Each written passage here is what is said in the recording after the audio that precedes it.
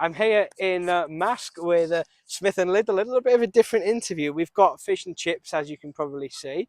So before we get started, we'll have a little chat. Where did this idea spawn from, guys? Well, I remember we saw you in Mask, Yeah, didn't we, that day when we crossed paths? And I said, "What?" All you can hear is just your thing. Let's keep going. I love it. We said, "Why don't we get a fish and chip sometime and talk about the new album?" And you went, "I'll get a sausage, not a fish and chip, but yeah." well, yeah, hey, we've got the...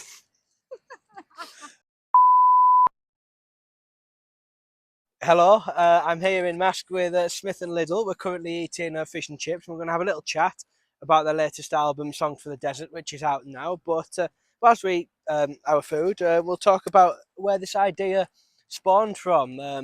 I bumped into you a few months back, didn't I? I believe you was filming the Piece of You video in Saltburn. Yeah, we crossed paths and we said, "Why don't we get a fish and chip sometime in Mask and have a little chat about the album?" You crunch on some chips and a sausage. Yeah, I remember it was weird. I was just scrolling on Instagram stories and I saw you just coming round the corner after I'd actually seen your story and knew you were in the area. But you've got a bit of history with Mask, haven't you, Billy? I do, yeah. My granddad grew up here, and he played for Mask United as well, which I know you're affiliated with. Hmm. Feel Um, free to mention his name. Ronnie Smith, my granddad, Big great shout out. footballer. Uh, and yeah, just Saltburn, Mask, and Redcar. We love coming here, and yeah, Yeah, they're all like really special places to both of us. I think Saltburn was our first place we went on a little date. And we always like to walk from Saltburn to Mask, and it's just a special place. So we thought, why not have a fish and chip with your burger?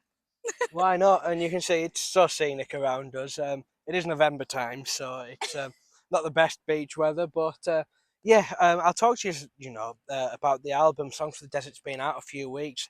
How's it been? Because I know you've had the album out, and then it's been kind of a busy touring schedule. You've been out the country, in the country. So how's it been these last couple of weeks since the release of the album? it's been very busy on the road and Mm. flying on planes. Yeah. Not actually flying the plane, but being on a plane. Uh, how do you feel about it, Liz? Yeah, no, it's been absolutely amazing. We've absolutely loved it, and you always, I mean, it's lovely to be home. We're both home birds, but it's been so much fun. We've been with our band, and then there's been a few gigs we've done, just us two. A few gigs we've done with Rob, our drummer, and it's been really special. Like all the gigs we've done have been fab, and everybody we've been supporting, like MT Jones and Young and Silver Fox, have been just amazing. And yeah, I've loved the tour life actually. What's tour life like for Smith and Liddle then? We were just talking to you, Elizabeth, beforehand, and we were talking about, eating on the road. I bet it's not the easiest. Just Greg's. We said Greg's. It is. It is the best. It is the best It is the Yeah. best. because it's also cheap, and it's also got a wide variety of food. Like if you want pastry, when you get a sandwich, you can get chicken goujons. Can't get a fish and chip though. No, This is you a this is a can't. Greg's advertisement I know, actually. yeah. Not sponsored. But when we go abroad, it's pretty hard for us too because we both got peanut allergies, and when we played in Amsterdam, there was literally peanuts everywhere. So you were eating baby bells, weren't you, for tea? Yeah, one day I actually all I ate was a packet of Tuck biscuits and Baby Bells the whole day. The venue were absolutely incredible, and they said they would make us a meal, and the meal looked unbelievable. But I'm like really fussy with food, so I was like, can we please just go somewhere else? So I had Tuck biscuits and Baby Bells, and I was starving. So yeah, big. It's really hard. I was saying you've not got the advantage of Weatherspoons, have you, that you've got in this country? Nope. Weatherspoons breakfast hungover after a good gig. But no, yeah, of course you've been busy and you've got gigs coming up soon. But about the album itself, tell me a little bit about it again. Now it's out in full. Of course, we had a lot of singles. Love the whole album. Minute Ago's the highlight for me, personally, on the album. But tell me a little bit about it and just the process that went into making this, because I know it was a long time coming for you both. Yeah, we were sat in the songs for at least a year, weren't we? And we recorded it last year in Newcastle with Josh Ingledew at Blank Studios. And we also signed a licensing deal with Leger Recordings in Germany, and also P-Vine Recordings in Japan and Asia. So that's really cool. Um, yeah, we're just meeting a lot of people on the road who are buying our vinyl at the merch table, and I guess it's for them. And just it's obviously our first album, so meeting, don't know, You do this one. I don't know what to It say. was really good. No, yeah, I think like for both of us, it's pretty crazy when we've been like on the road, especially like the past week, meeting people who've maybe found us like on Spotify or like on Facebook and things like that. I mean, obviously we're both from Billy's from Middlesbrough and I'm from Durham, so it seems really crazy like to us that even just one person listens to our album. So it seems nice and really like I don't know, I'm just very grateful for everybody we've met like through the album and everything else. What would be the live highlights to play from the album when you do the shows? Um, the second to last track on the album, which is In a Haze, and we all go mental at the end of that song.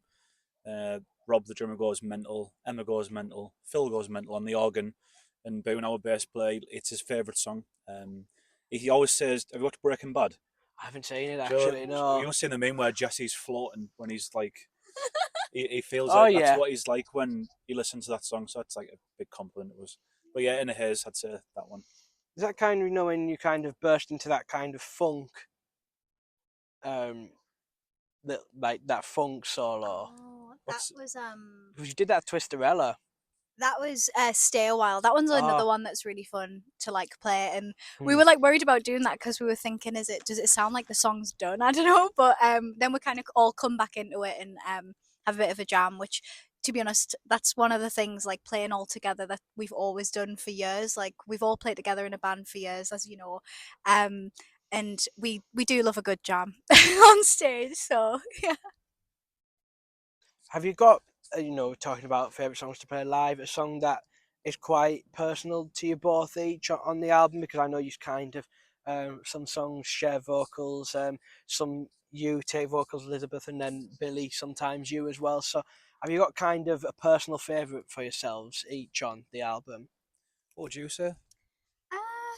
Uh, I think on the album obviously like we love so many different genres, but there's two songs on the album that are like more acoustic and um I think they're all very special. I think, Eyes on You is special because it was the first song we wrote together and that was wrote like in a place we were both quite like worried about just what we were doing musically and where we were kind of going and we didn't really know what was going to happen. And then I think for both of us, the moon does slide again. I think it was started. We were writing it about that, about feeling a bit lost, lost musically. I guess like both, not really, nothing was really happening, and we're both really passionate about writing. And the song kind of took a turn, and we wrote it about something else. But I think where the song came from was quite a personal place. Because that came out a while ago, didn't it, as well, before obviously going back onto the album. But the album's so good and we're enjoying it a lot. But yeah, tell me a little bit about some of the influences for this project then, that you just mentioned there. There's a lot of different influences. I'd say we were going for that West Coasty 70s sound, the sounds of California, which if you look at here, it looks just like California. Oh, it does, doesn't it? Yeah. Yeah.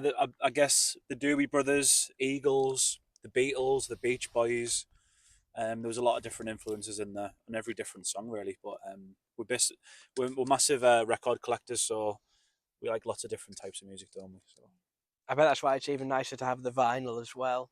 it's amazing.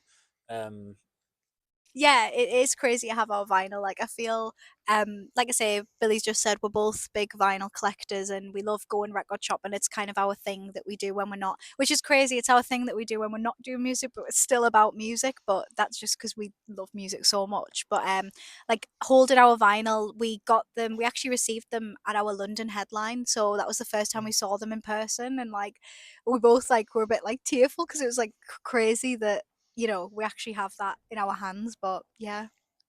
And how were them headline shows as well? Because you've done London and Newcastle at the point we're speaking, and there's a few more shows coming up too, I believe. yeah, it's been really like fulfilling because I always expect to see like family and friends in the audience, and that's amazing. But when we looked out at the audience in London, Newcastle, there's loads of people that we didn't know, and Mm. people that had found our music on YouTube or Spotify, and they were saying, "Oh, we love it." I was like, "It's all like nice to see." And we played in Amsterdam last week, and we met people there. They were saying, "Oh, we've got tickets to see your Paradiso," and I was like, "How?" It just doesn't feel real to me. Hmm. And yeah, we're going to Germany in January, and we're ending it in Holland, Paradiso, in Amsterdam, and that's going to be like a, a full round moment for us in the band, because we obviously started out in Middlesbrough, and then we're playing the Paradiso in Amsterdam, which Good venue too. yeah, Bit it's of an a amazing dream. venue. It's a dream venue. I can't believe it's happening. So yeah, it's amazing. It's really exciting times, and I was going to ask what's kind of next for Smith and Liddle. You know, you've got the album out, you've got the songs. Are you building on from it next year with more gigs too? Yeah, so we've got like a couple more shows lined up. With this week, actually, we're heading to Sheffield tomorrow, supporting Cat Eaton, and then on Friday we're supporting MT Jones in Glasgow, and we've got a couple more with him. We also have our own show in Wales as well. We forgot to mention, but that's our own show, and I'm really excited for that. Um, and yeah, I guess next year we've been writing a lot, and we've already been talking with Josh about recording like some new songs, and we performed one at our headline, a new one that we've been working on. So I guess just recording new music, and yeah, I feel like why are you looking at me? No, yeah, just to record. I guess that's what we do, don't we, for a living? Record music and play it. So we won't stop until. Oh, when are we going to stop? Never. Until either we break up, Oh my god, Fleetwood Mac. Fleetwood Mac it, or yeah. Let's not. It's We're not yeah. going to do that, by the way, guys. We'll keep playing No. for you. I'm sure you've been in it for a long time. It's great to see that you just, continue to build on the success that you've got. But thanks so much for chatting again about all of the album and everything. We may as well add another question in about food, because we've got food, and this is a topical one. We've asked a few people this now. Shout out to Gaz Price, actually, from Northern Hospitality, who started this debate. And Christmas is just around the corner, and his question was, what's the right time to have Christmas dinner, and what do you have on it? Because he said 12 o'clock. I said that's far too early, and then I spoke to the Cares last week, and they said 3 o'clock, which is what I agree with, actually. I'm going to answer this question, because if Elizabeth answers it, you'll be outraged to hear what she says about But it. I think you should let Billy answer, and then you'll be Okay, we'll go outraged Elizabeth. with my answer. What time? I think between the times you said, like someone said 12 and someone said 3. So let's go like 1/2 1. It just depends. I don't want to rush my granddad, because he cooks the best dinner. Then I know everyone always says this, but he cooks the best dinner out of anyone I've ever met. So I'll say 1 o'clock, and you have everything on it. Our granddad does beef as well, and chicken and Yeah. turkey, and pigs and blankets. And then Elizabeth comes round, and then everyone just gets really upset and starts crying, because she has a Yorkshire pudding, some meat, and no gravy. But is that your Christmas dinner? It's actually even worse than that. Actually, I'll have no gravy. No, I can't have gravy. It's just the worst ever. Like I can't fathom. but you've been having steak. Yeah, I have changed. Whilst we've been on Oh. tour, I've been having steak bakes, but I Maybe gravy's still. pending this year. Gravy pending. It's really, I really still don't think it is. But yeah, and I won't have any like veg or anything on it, and I'll have meat, but like only some meat, and I have to be in the mood for it. And I will basically just have a bowl of pigs and blankets, and that's my Christmas. Can you please keep listening to our music though, even if you don't like what Yeah. she just said? But Keep I streaming the promise, I music. promise that you're gonna try gravy soon, aren't you? You need to try it. No, You've never had gravy ever? I did try it once. I didn't like it. And I think it's the what is the thing you don't like about it? It's the liquid. I don't like textured foods. I just think it's weird. It's just not a vibe, and it ruins everything on your plate. Like, Do you and like then a dinner? everything tastes great. Yeah, I do. Dinners Can't are beat a good. good Christmas dinner. Oh, you like dinners well. like any Yeah, other time? yeah. Yeah. I have Yorkshires on my Christmas dinner as well. Like some people don't do that, do they? And I would Some have people my don't dinner. know. Yeah, I would have my dinner at What does 3 your auntie o'clock. have? Oh yes, so that's even worse. So there's me with that dinner. My auntie Elaine has big shout out to my auntie Elaine. My auntie Elaine has camembert and pigs and blankets. She doesn't have a Christmas dinner. And my other cheese. cousin has the same meal as me. He's like fussy like me, and we eat the same. So we. Hello. this is Oh, hello. puppy. We've got What an do you have on your invader. Christmas dinner? Do you? What do you have in your Oh, dinner? oh. I just want to answer. Has he got an owner? Owner? Oh, Yeah, Oh, I think his oh, owner's yeah. approaching. I was gonna be like, I'm getting that dog. I'm taking it home. So it sounds like the Liddle family have a little bit of a different dinner then. Yes, yeah, it really is. It's a different Christmas dinner, I suppose. And we have it at 3 o'clock. So. 3 o'clock's the right time. Got that one right. Yeah. Yeah. You're Three. right on that, Billy. Three's the right time, but I always go to sleep, and ever since we've started going out, I'll go around your families though. Yeah. But I used to go to bed, mate, because I was that full. I ate loads as well. and then when you wake up, you have the leftovers for supper. And the day before Christmas Eve, you have turkey sandwiches to do that. Yeah, That's a good shout. a little bit before Yeah. when there's a bit too much cooked. But no, thanks so much for chatting with us, guys. We're going to finish our food now. I haven't tucked into this sausage Shout yet. out but, Sea Mist and I Mask know for the it yeah, fish and chips. shout out Sea Mist. Even though we paid for them. We'll still give them a shout out.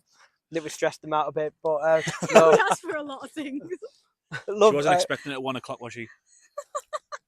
Didn't know what we were doing, but no, love the album, and can't wait to see what's next for you guys. And thanks so much for joining us again. Thank you very much. Thank you so much, Baker.